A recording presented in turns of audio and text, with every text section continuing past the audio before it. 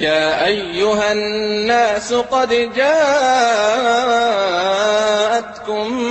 موعظة من ربكم وشفاء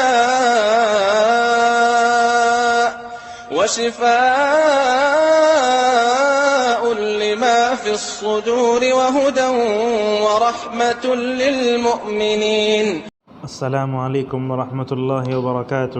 الحمد للہ رب العالمین والصلاة والسلام الاتمان الاکملان علی خیر خلق اللہ اجمعین وعلی آلہ واصحابہ اجمعین وعلی من تبعهم باحسان الی یوم الدین. اما بعد، گناہ کرنے سے ذلت کا مستحق ہوتا ہے بندہ. اس سے پہلے ایک قسط ہم آپ کے سامنے پیش کر چکے ہیں، دوسری قسط اب آپ کے سامنے پیش کرنے جا رہے ہیں. معزز حاضرین، قرآن کریم کو پڑھیے. اللہ تبارک و تعالیٰ نے اس قرآن میں بتایا کہ کوسی قوم اللہ کی نظر سے گری اور کوسی قوم اللہ کی نظر میں ذلیل ہوئی. چنانچہ اللہ تبارک و تعالیٰ نے سورہ بقرہ میں 2 جگہ فرمایا، یا بنی اسرائیل اذکروا نعمتی التی انعمت علیکم. اے بنی اسرائیل، تمہارے اوپر ہمارے جو نعمتیں ہیں ان نعمتوں کو یاد کرو. 2 مرتبہ کیوں کہا گیا؟ دراصل میں بنی اسرائیل کو کہہ کر امت مسلمہ کو وارننگ دی جا رہی ہے کہ اگر تم نعمتوں کی ناشکری کرو گے تو اللہ تبارک و تعالیٰ تمہارے اوپر بھی ویسے ہی عذابوں کو نازل کرے گا جیسے جو ہے بنی اسرائیل عذاب کا شکار ہوئے. چنانچہ ان نعمتوں پر کیسے انہوں نے شکر جو ہے ناشکری کی. جب ان کو من و سلوہ ملتا تھا تو کہنے لگے فومیہا و عدسیہا و وصلیہا، ہمیں پیاز، کنکڑی، لہسن، دال چاہیے. اللہ تبارک و تعالیٰ نے کہا اتستبدلون الذی هو ادنی بالذی هو خیر. نافرمانی کے نتیجے میں اللہ کا غصہ اترا. وغضب اللہ علیہ ولعنہ وجعل منہم القردۃ والخنازیر وعبد الطاغوت. بندر بنائے گئے، خنزیر بنائے گئے، لعنت ہوئی اور ہمیشہ جو ہے لعنت ہوتی رہے گی قیامت تک. جب بھی ہم غیر المغضوب علیہم ولا الضالین پڑھتے ہیں تو یہودیوں کو بڑا غصہ آتا ہے. کیوں؟ اس لیے کہ ہم آمین بولتے ہیں، لہذا ان کو بڑا غصہ آتا ہے. یا معزز حاضرین، ایک عبداللہ ابن عمر رضی اللہ عنہما کی روایت ہے جس میں اللہ کے نبی صلی اللہ علیہ وسلم نے فرمایا اذا تبایعتم بالعینہ وترکتم الجہاد فی سبیل اللہ سلط اللہ علیکم ذلا لا ینزعہ حتی ترجعوا الی دینکم. رواہ النسائی. آپ نے فرمایا جب میری امت جو ہے کھیتوں میں پڑ جائے گی، مطلب کھیتی باڑی میں اللہ کے راستے میں جہاد کرنا چھوڑ دے گی تو اللہ تبارک و تعالیٰ ان پر ایسے ذلت کو اتارے گا جب تک وہ دین کی طرف حقیقی طور پر نہیں لوٹیں گے وہ ذلت مکمل طور پر نہیں اٹھے گی. لہذا تاریخ میں معلوم ہوتا ہے بغداد کا سقوط ہو، شام کا سقوط ہو، اندلس کا زوال ہو، ان تمام بڑے بڑے جگہوں میں مسلمانوں نے ہزار سال حکومت کی. خود ملک ہندوستان کی بات ہے، یہاں 800 سال تک مغلیہ سلطنت کا دورہ رہا. لیکن اگر ہم لوگ شاید اللہ کی نافرمانی نہ کرتے ہوئے اللہ تبارک و تعالیٰ کی اطاعت کرتے. حیدرآباد کی بات ہے، آرکٹ کی بات ہے، یہاں کے نوابوں کے پاس کتنا پیسہ تھا، اللہ تبارک نے کیسے نوازا.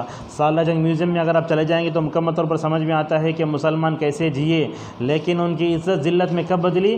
جب انہوں نے اللہ تبارک و تعالیٰ کی نافرمانی کرنا شروع کر دیا، نعمتوں پر شکر کرنے کے بجائے عیاشی کرنا شروع کر دیا.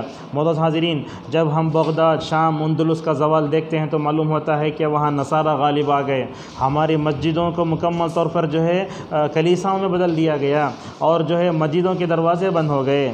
ایک جگہ ابن القیم رحمۃ اللہ علیہ کہتے ہیں بندہ جب اللہ تبارک و تعالیٰ کی نافرمانی کرتا ہے تو اللہ اس کی حالت کو بدل لیتا ہے، اس پر سزا اتارتا ہے.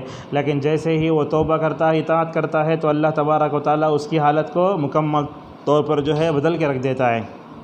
اگر گناہوں کی ذلت کو کسی کے چہرے پر دیکھنا چاہتے ہو تو دیکھو شیعہ کو جو نکاح متع کو جائز قرار دیتے ہیں، حضرت عائشہ کو گالی دیتے ہیں. جو عائشہ کو گالی دے، صحابہ کو مرتد سمجھے، تو ایسے لوگوں کے منحوس چہروں پر ذلت نہیں تو اور کیا نظر آئے گی. معزز حاضرین، اسی طریقے سے لوگوں کے سامنے جب بندہ جو ہے اللہ کے سامنے جب انسان گناہ کرتا ہے تو اللہ کی نظر میں گرتا ہی ہے، لیکن لوگوں کے سامنے جھک جاتا ہے، ہمیشہ اکیلا رہتا ہے. اسی چیز کو اللہ کے نبی صلی اللہ علیہ وسلم نے الفاظ بیان فرمایا وَكَرِهْتَ أَن يَطَّلِعَ عَلَيْهِ النَّاسِ. اور یاد رکھیے گناہ کی ذلت انسان نفس میں کیسے آتی ہے. کہا کہ انسان اپنی ذات میں اتنا ذلیل ہوتا ہے کہ اپنی ذات پر بھروسہ ختم ہو جاتا ہے، اس کا قوت ارادہ ختم ہو جاتا ہے، اپنے نفس پر قابو نہیں پاتا، نفس امارہ کی طرف چلے جاتا ہے. ایک عجیب قسم کا درد آتا ہے، لہٰذا اس کو ذلت نہیں ملتی بلکہ ہمیشہ ذلت ہی ہاتھ کو آتی ہے. جیسا کہ اللہ اللہ نے فرمایا وما ابرئ نفسی ان النفس لامارۃ بالسوء الا ما رحم ربی ان ربی غفور الرحیم۔ یہ یوسف علیہ السلام کے قصے میں ہے کہ انسان جب برائی کرتا ہے اور نفس امارہ کے شکل میں نفس امارہ کا غلام ہو جاتا ہے تو کیا ہو جاتا ہے، مکمل طور پر وہ ناکام و نامراد ہو جاتا ہے۔ اسی لیے ایک فارسی شاعر نے کہا تم مگرمچھ کو مارو، سانپ کو مارو، شیر کو مارو، کوئی کمال کی بات نہیں ہے، لیکن تم اگر اپنے نفس کو مارنے میں کامیاب ہو جاؤ تو سمجھ جاؤ یہ تمہارے کامیابی میں کمال ہے۔ تو لہذا ہم نفس امارہ میں نہ مہ جائیں بلکہ اپنے نفس کو نفس مطمئنہ بنائیں، نفس لوامہ بنائیں کہ ہمارا نفس جب بھی نیکی برائی کرے تو فوراً ہمارا نفس جو ہے ہم کو مکمل طور پر کیا کرے، ملامت کرنا شروع کر دے۔ زجاج رحمہ اللہ کہتے ہیں جو آدمی دنیا میں اور آخرت میں عزت چاہتا ہے تو اس کو چاہیے کہ وہ رب عزیز کی اطاعت کرے۔ جب ہم رکوع سجدے میں اپنے گردنوں کو اللہ کے سامنے جھکاتے ہیں تو بندے کا رکوع میں سجدے میں اللہ کے سامنے جھکانا ہی مکمل طور پر عزت ہے۔ اس آیت پر ہم اپنے درس کو ختم کرتے ہیں۔ اللہ نے فرمایا من کان یرید العزت فللہ العزت جمیعا۔ یہ آیت جو آئی اس کے بعد کہا الیہ یصعد الکلم الطیب والعمل الصالح یرفعہ، کہا کہ بندے کا عمل اللہ کے پاس کب قبول ہوتا ہے، جب کہ اس کے پاس کلمہ طیبہ ہو۔ معلوم ہوا کہ انسان کو عزت دو چیزوں مل سکتی ہے، ایک تو عقیدہ توحید اور دوسرا عمل صالح۔ یہ دونوں چیزیں ہوں تو اللہ تبارک و تعالیٰ عزت دیتا ہے۔ اسی لیے من کان یرید العزت کی سیاق میں یہ آیت آئی ہے، جیسا کہ علامہ قرطبی رحمۃ اللہ علیہ اس کی طرف اشارہ کرتے ہیں۔